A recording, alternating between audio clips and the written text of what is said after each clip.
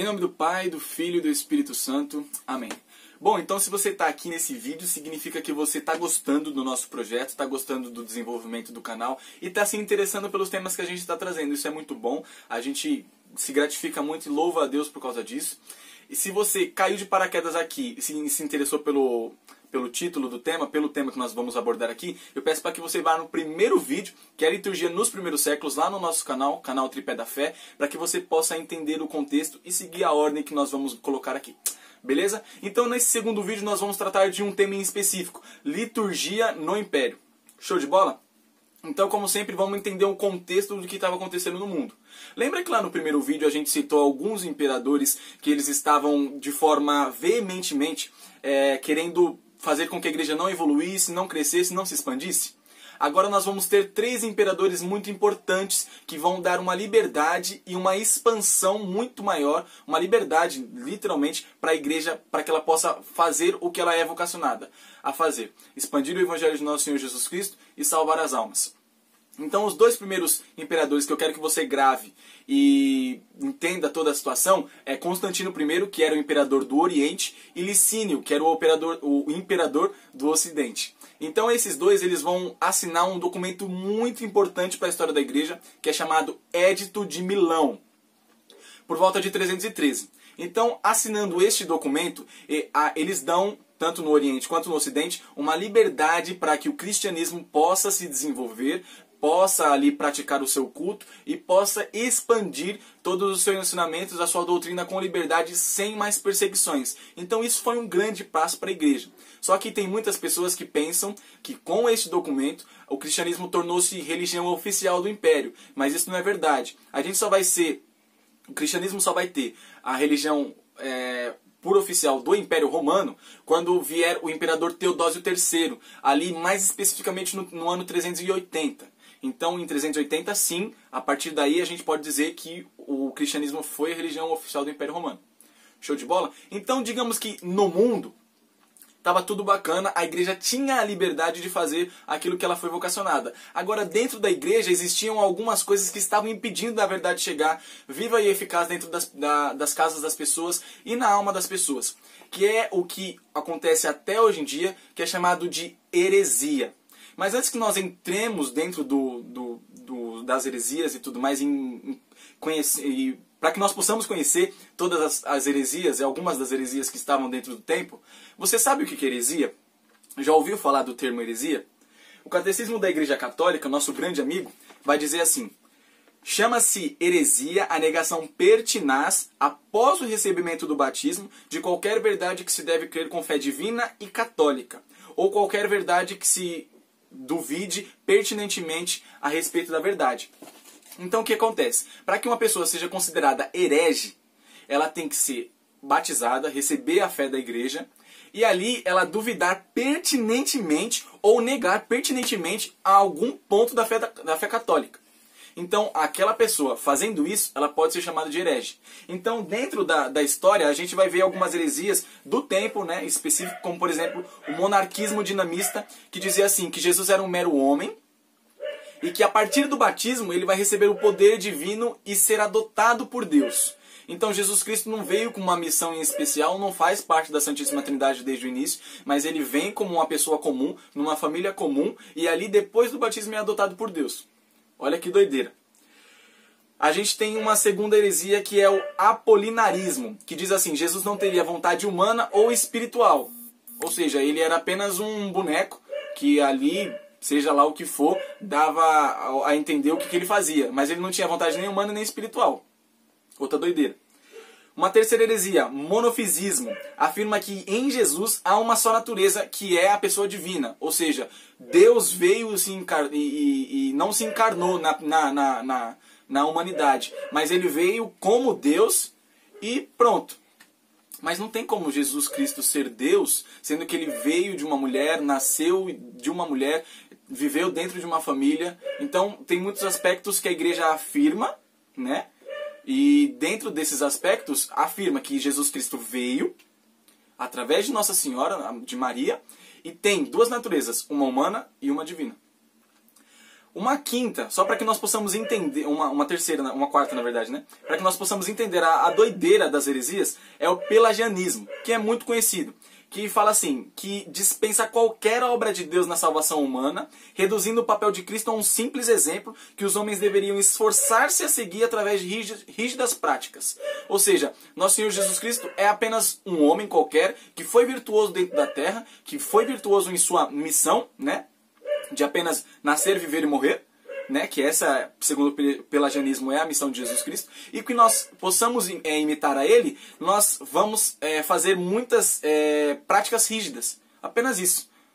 Olha que doideira, que loucura, né? Então, dentro da igreja, nós vamos ter essas heresias que atrapalham a fé da igreja, atrapalham a verdade chegar às famílias, aos corações e ser cada vez mais proclamada.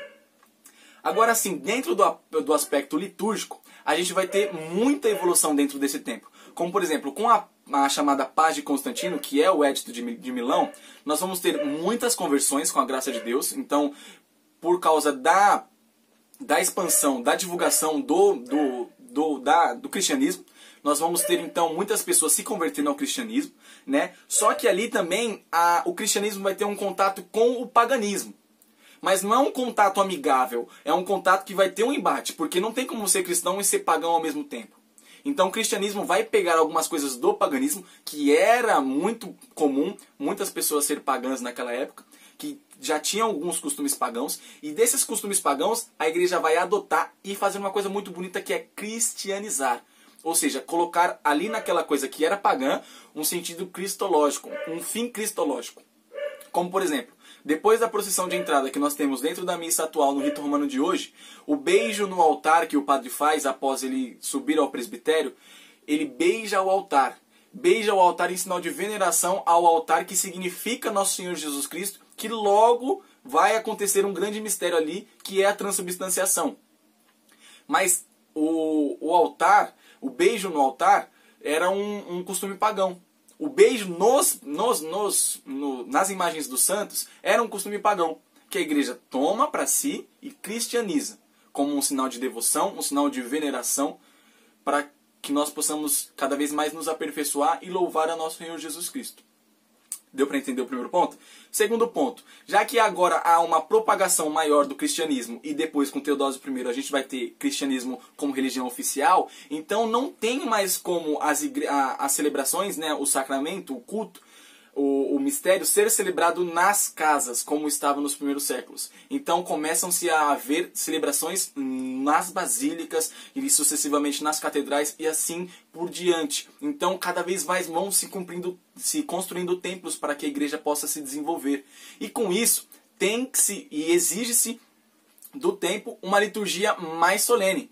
Então ali começam a ser introduzidos o altar, né? O altar é introduzido dentro da celebração. Os paramentos, que muitos dos que nós conhecemos hoje eram paramentos que foram plagiados do Império Romano, ou seja, muitos dos imperadores, né? Quando as pessoas iam servir os imperadores, tinham algumas coisas bonitas, né, dignas do imperador. Então a igreja também adotou esses paramentos, porque se o imperador é digno, nosso Senhor Jesus Cristo é 1000 vezes mais digno do que ele, né? Então há também ali a adoção dos paramentos. E uma coisa muito bonita, a construção de batistérios no início da igreja, no início do espaço local da igreja, há a construção de batistérios. O que é o batistério? É aquele lugar onde o padre batiza a pessoa.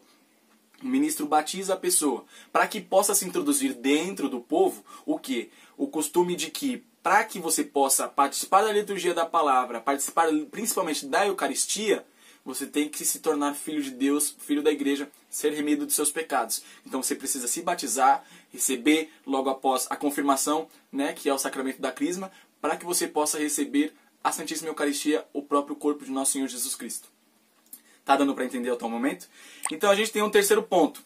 O domingo. Lembra que lá no primeiro vídeo a gente falou que o domingo havia-se muito costume das pessoas se reunirem no domingo pelo fato da ressurreição de nosso Senhor Jesus Cristo?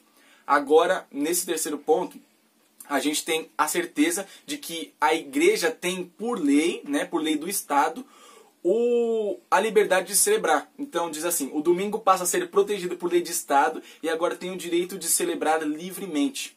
Olha que bonito. Então, aquele dia que é de nosso Senhor Jesus Cristo, uma lembrança da ressurreição dele, é celebrado um grande mistério, o grande sacramento, que é a Eucaristia.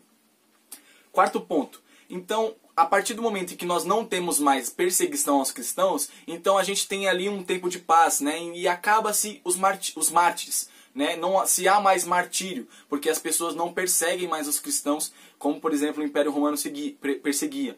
Então há uma nova maneira de se entregar totalmente a Deus, de se doar totalmente a Deus, de entregar totalmente a sua vida a Deus, que é o monaquismo. Monaquismo é uma palavra grega que significa aquele que está só, que designa uma forma de vida cristã mais voltada ao retiro, ao silêncio, à entrega total a Deus através do trabalho. Então, dentro desse tempo, nós temos o monaquismo crescendo cada vez mais dentro da igreja, porque as pessoas sentem essa vontade de doar-se a nosso Senhor Jesus Cristo.